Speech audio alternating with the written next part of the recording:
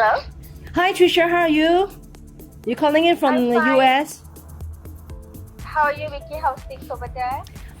Things are going a little bit better. It seems like the situation in Singapore is more under control. We've got very few cases now, less than 10. But everyone has got to be vigilant and really practice strict distancing.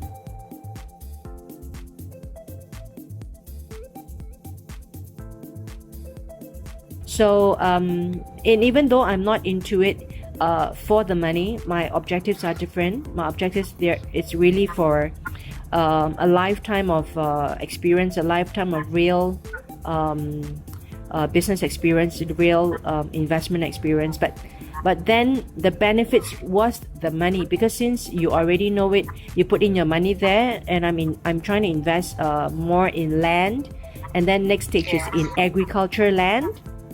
And then commercials, not just for renters. That's where money is too. And also like building for students, hostels. That's another very huge area for ROI, because you've got no money from collection from students, because students in France, they are backed by the government. They are given renters. They are given rent by the government. So you will never have a student who default in renting a place. They never default the rent. Yeah. And you can rent them out during that period of time that they're staying around that place, because their school is near there.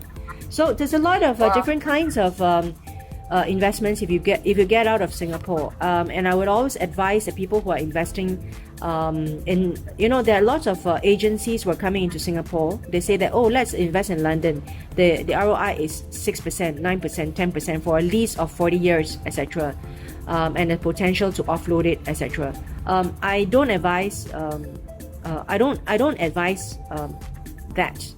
I advise that people really do look at the different kind of potential, and not just put in the money because it's like a banking, and then you get a profit. There are so many different, I should say, kind of life out of Singapore. People live in different ways. The world is run in a different system, and in different countries they are different. We can't go to a place using the eyes of where we come from.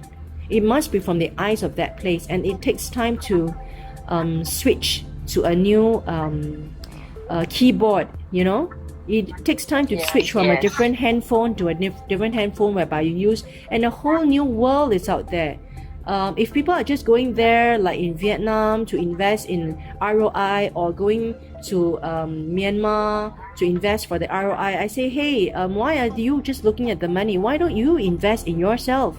When you invest in yourself, the money will come. Invest in opportunities, not ROIs. So that's my advice for a lot of people. And when you open your eyes, it really opens to a whole new world of things that you've never imagined.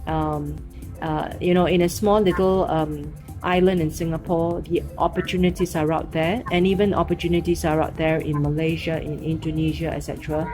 Don't condemn the place before you arrive, and don't condemn a place before you go there and you walk the streets. That is how I would advise anyone, always to embrace, never to condemn. Yep, that's my final word. Yes.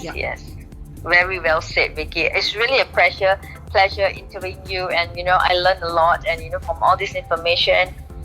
Thank you for all this information. It was really nice talking.